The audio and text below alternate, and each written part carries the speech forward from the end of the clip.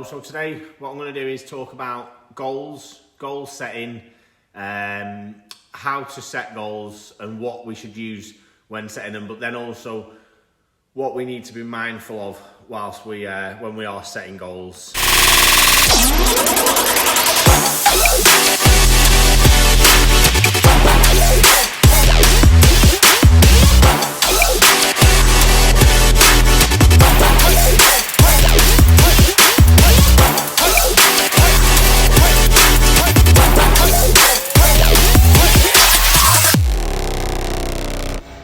Goals. Firstly, what is a goal? So simply put, it's something we wish to achieve.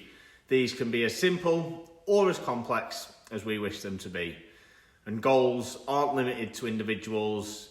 Businesses have goals, companies have goals. All organisations will have some form of goal that they wish to achieve. So why should we set goals? Well, McEwen et al. 2016 recognises how goal setting is an effective strategy, and the National Institute for Health and Care of Excellence also highlighted how goal setting should be implemented into any behaviour change intervention. So obviously there's quite a bit of evidence there to support the goal setting, but having said this, we do need to be mindful when setting goals, especially if the goal we're setting is in an area that's new to us, or the goal itself is new to us. So what I mean by this is, if the goals we are setting are for a new sport or hobby that we've just taken up, then that needs to be taken into consideration. So we need to understand the sport we're now doing, we need to understand the context around it and the things that involves. So there's no point saying, I want to increase my 1 RM in the gym, when we don't know that 1 RM means 1 rep max. That's like just an easy, silly example, but just simple things like that, we need to be able to understand what it is we're wanting to achieve in the first place. A 2021 study found that setting such specific goals can have a negative effect on the individual, i.e. if we were struggling mentally and we are told to go to the gym to improve our mental health, but we don't understand how and why, then we have the potential to do ourselves more harm than when we have started. Same applies if we were to set a goal of looking a certain way.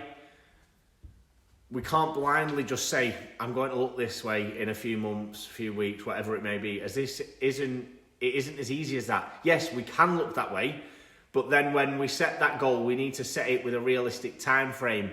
We need to understand, I am going to have to eat foods I dislike, or struggle in the gym and lift things that are a struggle for me and are hard work. That's the idea with that. Same with the mental health aspect. So, I'm going to go to the gym, it fixes people's mental health. But then if you don't understand that, well, no, failing is part of the gym, we need to fail, the muscle needs to fail, etc., things like that, you're going to then think, well, I've gone to the gym and it fixes everyone else and it's ruined me. I'm really bad. So then you're in a worse position than it is when you first started in that goal setting process, in that gym.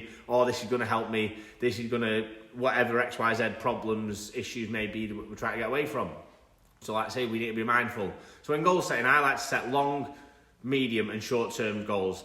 This way I'm always engaged with what it is going on in each session, and the shorter-term goals help me stay on track without losing sight of that long-term goal. So basically, I'll set my goal for a year's time, 2 years' time of wanting to have put on X amount of muscle, or having lost X amount of body fat. So then that is a slow process.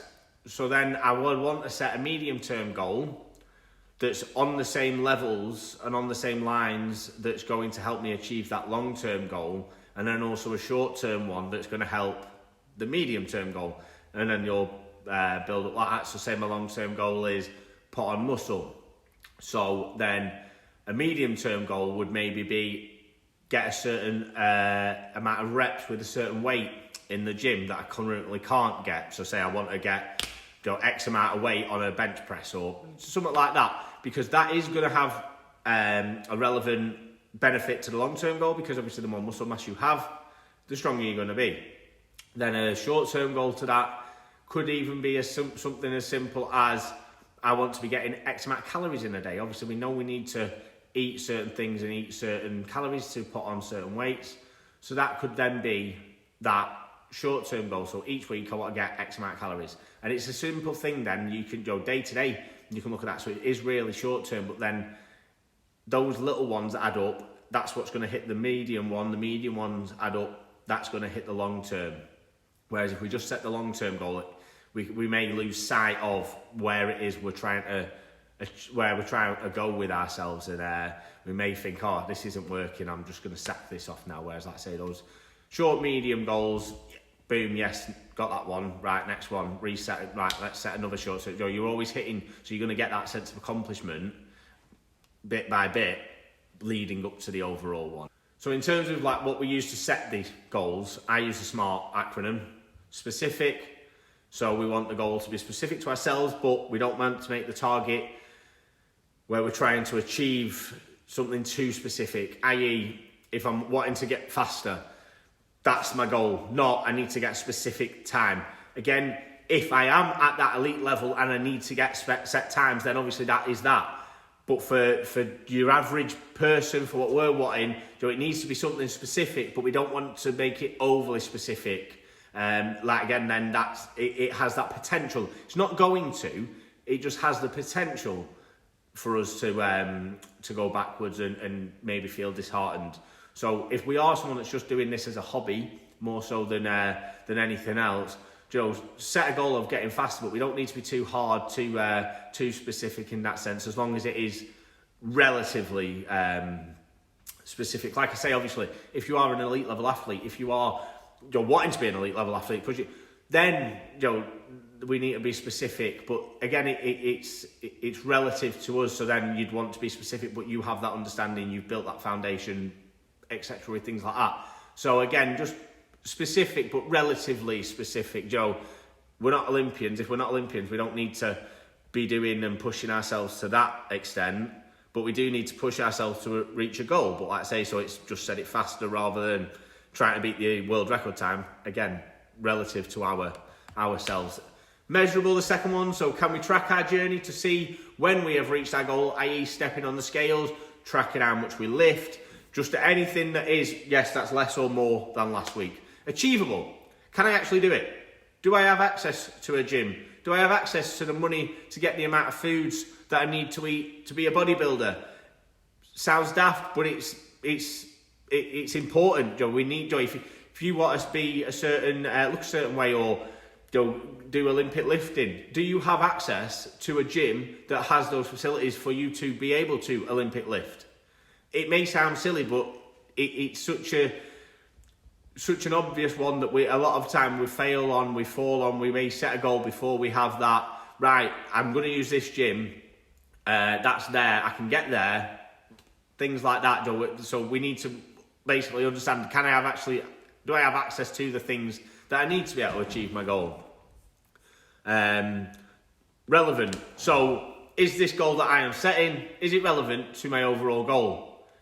That's a simple one. And then lastly, we have time. Do I have enough time to do this? If my life is already full and I'm struggling to get things in anyway, setting another goal for myself, is that going to help, or is that just going to make things worse? Again, we don't want to be putting our pressure under ourselves. We don't want to put ourselves under too much pressure in terms of setting ourselves up to fail. These are goals, yes, they're going to be difficult. They're going to be a struggle, and we do want to achieve them, and we're going to have to make certain sacrifices, but we want to set ourselves up with the best chance of succeeding. So making sure we have enough time. If we don't have time now, then we need to set things in place that allow us to have some more time before we can set that goal of wanting to go to the gym 5 times a week. Do you have time to go 5 times a week? If not, sort that out, then let's set that goal. So just a quick one on goal setting and how it is important, but again, we need to be mindful and understand how and why to implement these goals. So again, just a quick recap. So we do want to set goals. I set long, medium, short-term goals, just to keep each one on track, then I don't lose sight of the overall goal that I'm trying to achieve.